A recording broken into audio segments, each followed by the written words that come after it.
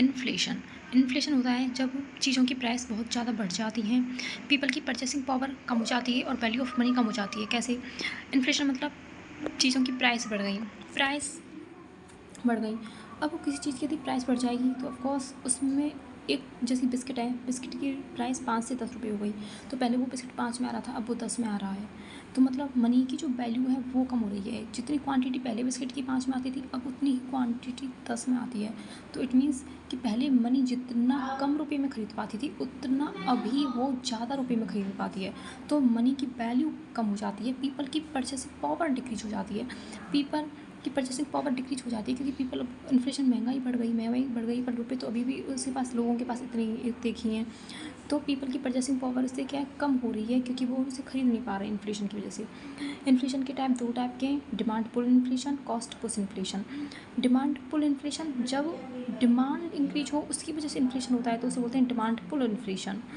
और यदि production cost increase हो उसकी वजह से इन्फ्लेशन होता है तो उसे बोलते हैं कॉस्ट पुश इन्फ्लेशन।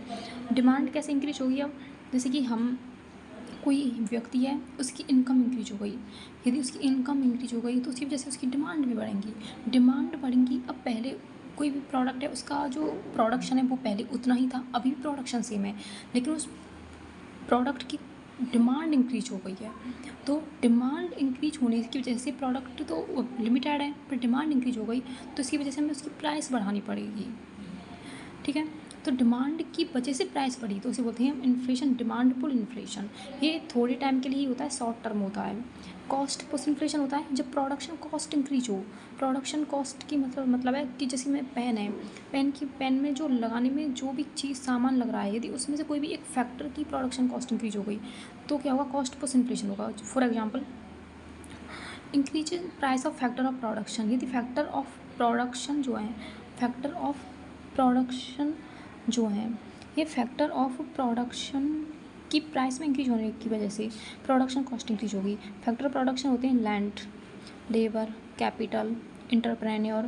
यदि इनकी प्राइस इंक्रीज होगी तो प्रोडक्शन कॉस्ट इंक्रीज होगी। फॉर एग्जांपल, हम पहले कोई पेन को बनाने में पहले 2 व्यक्ति लग रहे थे, अब 4 लग रहे हैं, तो यदि फिर उनके लिए हमें ज़्यादा सैलरी देनी पड़ेगी तो ऑफकोर्स उसे बनाने में जो लागत है वो भी ज़्यादा आएगी, तो उसकी वजह से प्रोडक्शन कॉस्ट इंक्रीज होगी। अब ये तो नहीं है कि हम बनाने में लगे हमें 10 रुपये और हम उसे बेचेंगे 5 रुपये, ऐसा तो हो नहीं रहा। तो हम उसे बेचेंगे क्या, उसे ज़्यादा रुपये में, तो उसकी वजह से क्या होगा, उस प्रोडक्ट की महंगाई बढ़ेगी। और जब महंगाई बढ़ेगी तो उसे बोलें कॉस्ट पुश इन्फ्लेशन। जो प्रोडक्शन कॉस्ट की वजह से हो इन्फ्लेशन, कॉस्ट पुश इन्फ्लेशन। जो डिमांड की वजह से demand pull inflation. Demand pull inflation short term होता है क्योंकि इस चीज़ की डिमांड